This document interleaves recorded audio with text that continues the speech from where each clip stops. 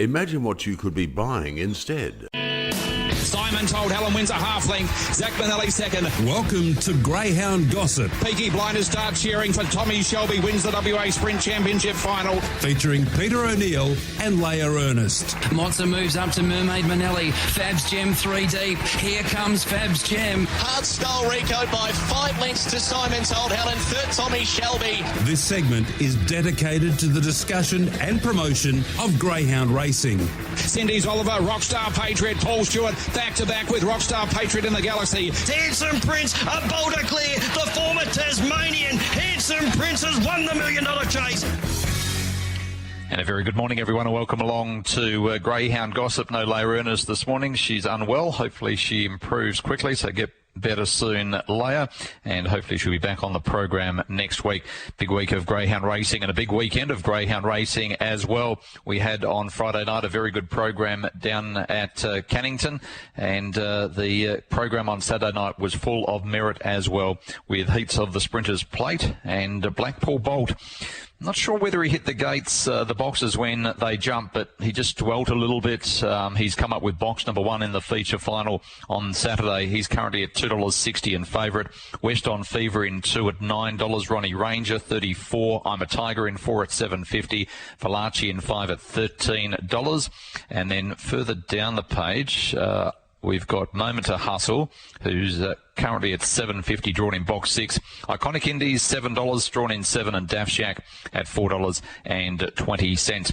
Last Thursday, we had the final of the Mandurah Derby run this year at Northam, and the Star, the greyhound that had won the Sandgroper a couple of weeks before, Crumble Manelli started a short price favourite. Shadows, bit of trouble back in the field, putting Manelli, My Timer, 4th and 5th, and then Omar Manelli, Granite County and Red Shell. Crumble Manelli flying along, 5 in front. Eugenius is running a massive race. It's only 4 off the leader now, and then putting Manelli. Crumble Manelli's done everything right. Eugenius putting Manelli will battle out second, but Crumble Manelli wins it by 3 lengths in 29.05. That's half a length outside of the record. Photo second, Eugenius or putting Manelli. And then My Time. Yes, outstanding win by Crumble Manelli, and the time was very, very, very slick, as we would expect, and his run second up at the track was even better, and that's what normally happens when you take greyhounds up to the Avon Valley. We also had heats of the Mandurah Oaks for the bitches there on Thursday, and we're about to be joined by Jay Jacobson, who's filling in for Shane Williams. Of course, Shane is never, ever in the kennels. I'm not sure why all of the greyhounds aren't actually in Jay's names, because he's always on holidays. I think he's over at Warrnambool for the Bull Carnival this week, and Jay joins us this morning. How are you, Jay? Yeah, not bad, Pete. How are you? You carrying the kennel again? Actually, Gemma Jovanovic, she's running the show. Because I've got my own. I'm in and out all week at Shane's, but she's kind of running the ship. Oh, they're in good hands with Gemma as well. It was a really good week for Shane last week, though, wasn't it? He had a couple of winners there on Saturday night, which we'll get to in a moment. But the Oaks on Thursday was a dominant display. He has 4 runners through to the final. Bronte Blazer, Jamie Keeping, both winning. Belmac Blazer finished second in one of the heats, and Elite Judan third. So he would have been very, very impressed with his display of his bitches there on Thursday at Northam. Yeah, well, 3 of the girls, they're sisters from the next litter to see this in Tiger Town, and I think they've really enjoyed the change-up of track up to Northern. We went up a few weeks ago and trialled them, and even Jamie as well. She's just a different dog since she's had a couple of looks at Northern. She's actually putting her head down and going pretty well, and it's good to see that the 3 sisters are going to be battling it out on Thursday. They all kind of need a jump to, they all like to lead, but... so it'll be a really good race. Do you have a leaning to any one of the 4? Yeah, I have a soft spot for Jamie Keeping because her mother, Danica Keeping, she was one of my favourites in Shane's kennel, and she's got a similar personality at home, and I like that she's slowly getting better and better and coming into herself. The box draw will take place today or tomorrow, I believe, at Racing and Wagering WA. Is it important for these? Do any of them prefer inside draws to outside? Yeah.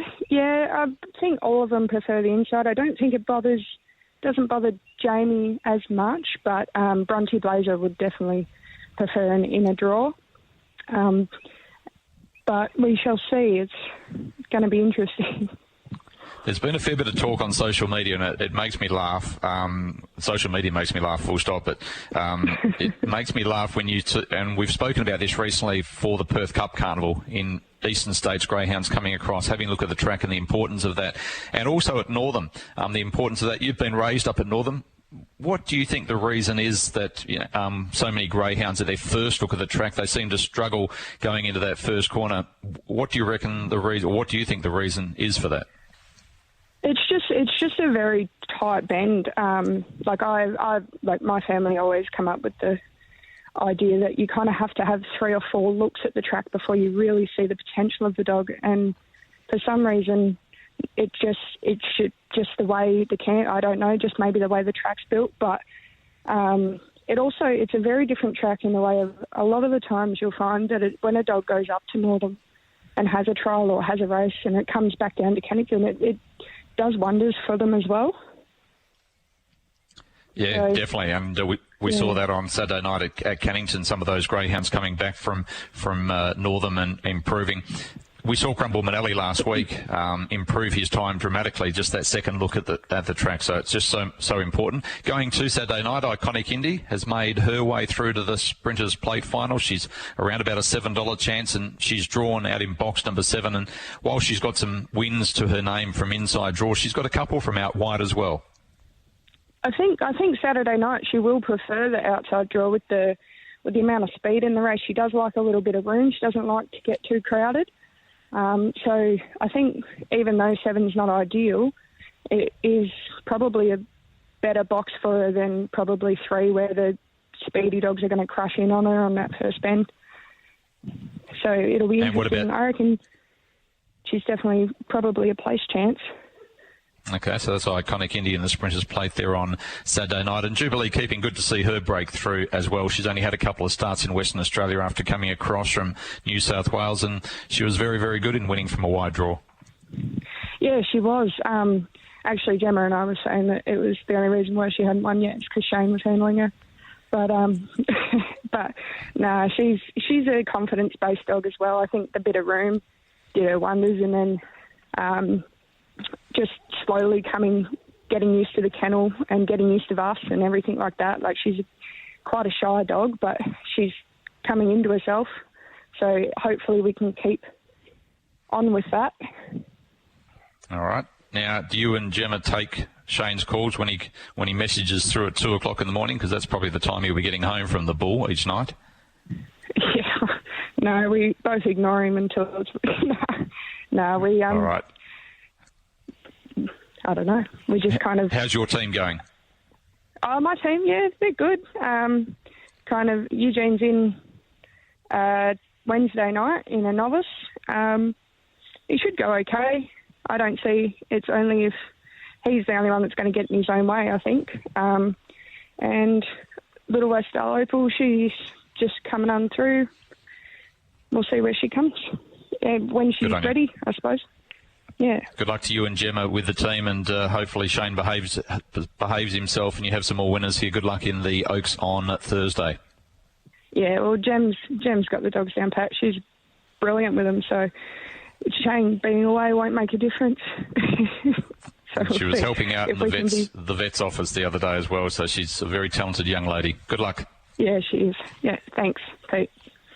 Jay Jacobson joining us on Greyhound Gossip this morning, and the girls do a wonderful job with the teams that they help out with. And I don't know how Shane trains so many winners, the fact that he's always on holiday somewhere, but one place to go is the Warrnambool, and the Warrnambool Cup coming up for Greyhounds on Wednesday night, I think it is. I'll get to Jason Lincoln shortly. We'll talk about that, but also the 3-day carnival kicking off tomorrow. We're about to be joined by Jamie Marsh, who had a winning weekend as well, and he joins us on Greyhound Gossip. Jamie, good morning. How are you, Pete? Yeah, very good, thanks. Another dominant win by Elite Machine. Unfortunately, and we'll come back to the Sandgroper in a moment, he got beaten in the Sandgroper. It was still full of merit after that early check, but his win the other night was full of merit, wasn't it? And back to 29.59 was a really slick run.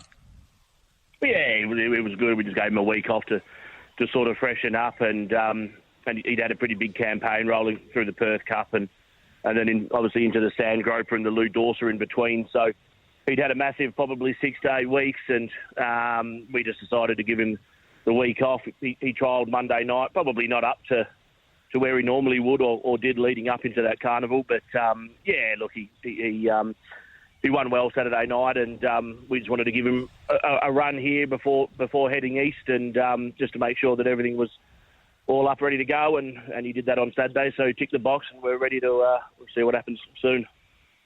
Okay, so what are the plans with him now? You're talking about heading east. Where are you heading to? He'll head to Sandown. He'll have a trial Sandown in the next probably few days. I think he's going to Brett Bravo to trial probably either Saturday or Sunday at Sandown with the Harrison Dawson in mind. And he would have to improve on his first stint when he went to Melbourne. It wasn't really what was expected. So we're just sort of hoping that he enjoys Sandown more than he enjoyed the Meadows. He'll fly out Wednesday, and we'll be in touch. And obviously Brett will run with his campaign going forward. Okay, so who gets transferred to Brett's name? I'm not sure. I haven't discussed it with Brett yet. I don't know. Okay. It was sort so of the plans see what happened on Saturday. Sure. The Harrison Dawson coming up. Are the plans with Daniel, are they to leave him on the East Coast for a little while because there's some really rich races coming up? Yeah, it's sort of. Dan's always got his number one welfare at heart, so it'll be a week to week sort of thing without saying like a footy player. But we'll just see how his run is at Sandown in the heats if everything goes to plan, and then make a decision. I received a text from Tony Brett outlining all the dates for Brisbane, but that's the end of June sort of thing, and he said that there's a kennel there if we want to travel to Brisbane for the Brisbane Carnival and going forward. But as far as we're concerned, as long as he gets around his trial on the weekend, and when we'll just go from there. Is it something that you would like to do, or is it too hard with your kennel and the young pups coming through to be able to leave the kennel and travel with him? Yeah, absolutely. Just sitting down and looking at the logistics of it all, it's awfully hard to just get up and go with a team of 18 to 20 dogs that I've got here, and all of them so young. So look, I think it would be nice to definitely travel with him and enjoy. Not often you get a dog of his calibre that comes along and you get the opportunity to go east and match it with the best in Melbourne and the best in Brisbane and have a go at taking out some of the other big races. I think he's of the dog of calibre that can be competitive at the highest level. So yeah, definitely. I think it might be a thing, Pete, where if he was to make a final of the Harrison Dawson or whatever going forward, that we might jump on a plane there for 2 or 3 days and go and enjoy the carnival. But it's just hard to be away from the kennels for extended period of time. I listened to your earlier interview. I might have to hit Shane up and see how he does it all the time. But as far as it's a bit hard for me to get away. Yeah, he's got a couple of good girls that work with him. Just finally, before we let you go, what did you make of the Sandgroper? Did you enjoy it, or was it a stressful period for you? It was a bit of both, Pete. I think that I couldn't have done it with a better bunch of blokes than the Ram blokes. They're very similar to us, and they enjoy a beer, and they were awesome in the fact that they walked on the lead up. They said win, lose or draw. It is what it is. It's been an unreal experience.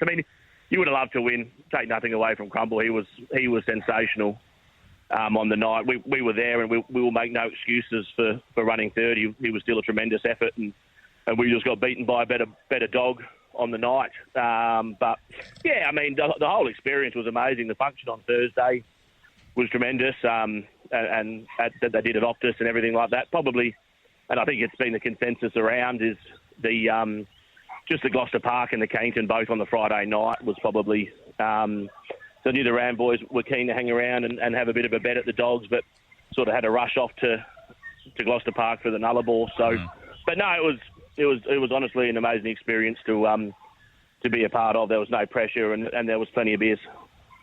Yep, really looking forward to seeing how Leap Machine goes on the East Coast. Good luck with him. Thanks for joining us this morning. Thanks for your time, Pete. Appreciate it, mate. Elite Machine. Jamie Marsh is flying at the moment, and Elite Machine will now head towards the Harrison Dawson. All right, we're about to be joined by Jason Lincoln.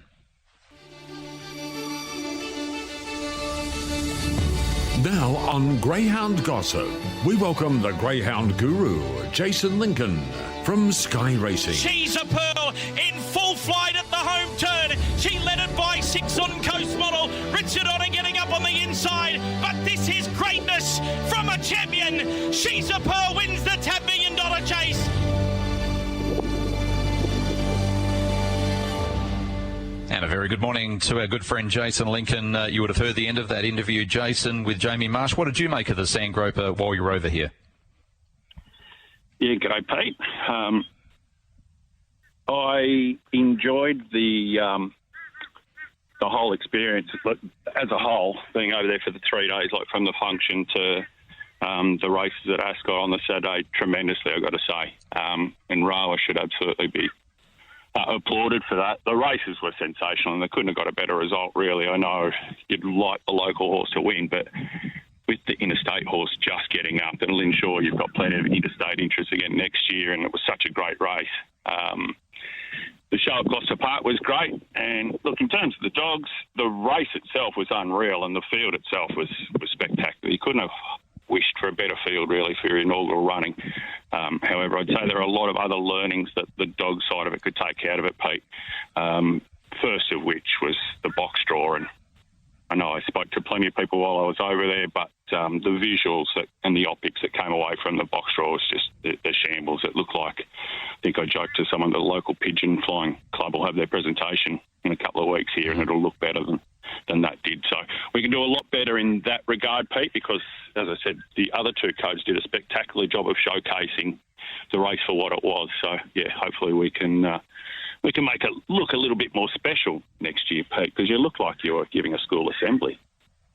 Yeah, well, we'll move on. And I agree with you. We will do it better next year. We have to do it better next year. We discussed early on about the allocation of the stake money as well, and the prize distribution. That probably needs to be changed as well, doesn't it, on the Greyhound front?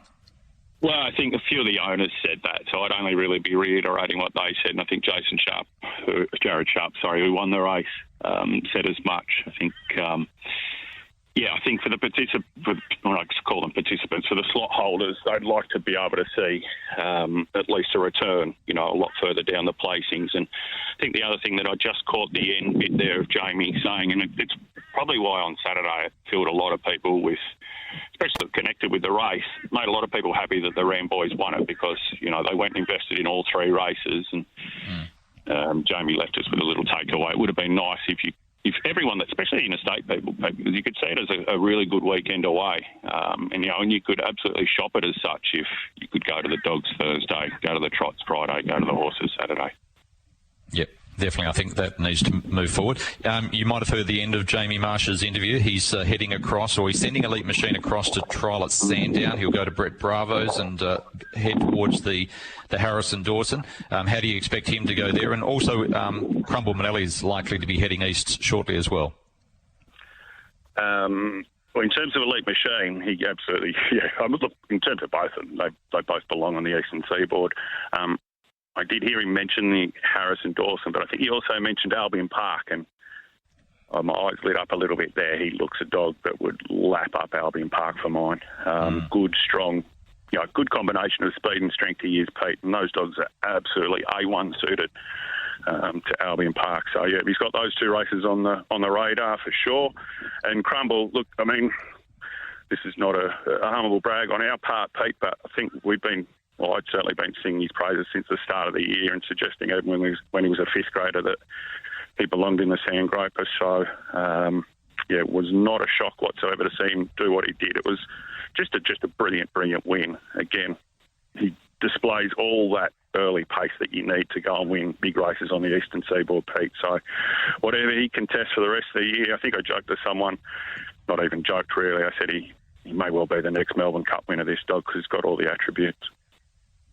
Yeah, very, very exciting time for WA chasing. What did you make of, speaking of WA chasers, what did you make of Couch Surfer's run the other night in the heat of the 7:15, and what have you made of the final? I'll go through the box draw in a moment. First of all, Couch Surfer. Yeah, he went good. Look, to be honest, that's as good as I expected him to go. Now, I don't know whether Chris or whoever had different expectations, but for me on that night, in that field from that draw, I would have said that was probably better than a pass mark. He hit the line really good. He got beaten by a couple of smart ones.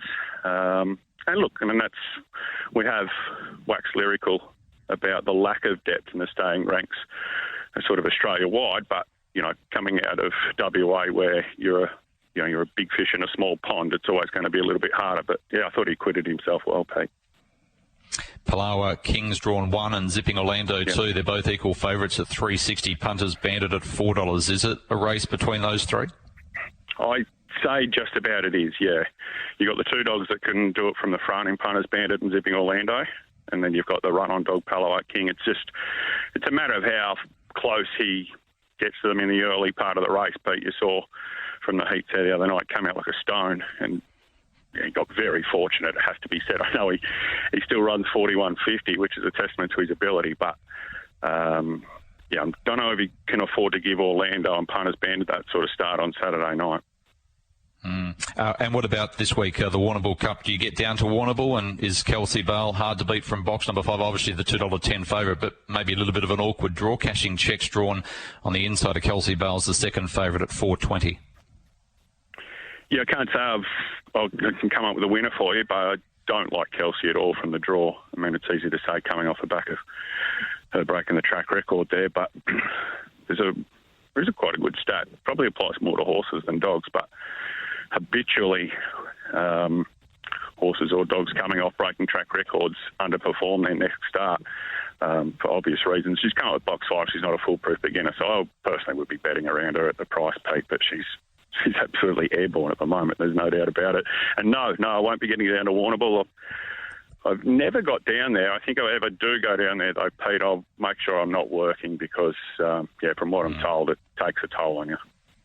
3 days, it's outstanding. I went once, and I'd love to go back again because I was on my own that time. And if I went with a bunch of guys or friends, I think it'd be even better. Have you? I think I know the answer to this. You have named a greyhound.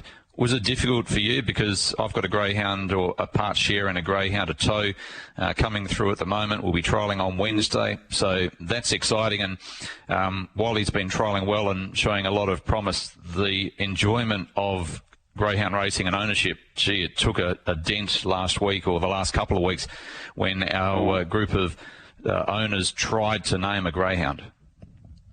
Well, what was the problem with the name you put in? Well, there was lots that we put through. So Harvey Fresh was the one because Declan... No, because it's a registered name. But he calls Sharon. He can't remember Sharon's name, so he calls Sharon Harvey Fresh because she's from Harvey. But anyway, Sharon loved that. Yeah, well, it's after a couple of drinks, it doesn't matter. And the pup's called the pup's name's Harvey. So we tried Harvey Bomber. Bomber's a registered name, like the Manelli part. So yeah, understand that. We then, after going through numerous names, and I won't go through all of them, we put in Greyhound Gossip. Yeah. Now, Greyhound Gossip's been going since 1997. It's been a promotional tool for greyhound racing. I think we do a good job. And then it comes back that under Rule, I think it's 17, I haven't got it in front of me, Rule 17, that you cannot name a greyhound after a breed of dog. So you can't call it greyhound, you can't call it poodle, please. Please. All right. You've got me here, because you know that we did a whole segment on the pen about this last year. Yeah, I think it's ridiculous, quite frankly. There's a list of, let's say there's 24 criteria. And look, the people that, work at GA or whoever, they're just enforcing the rules that are put in place. So it's not on them. But who puts these rules in place? I've got no idea, Pete. And some of them are crazy as well.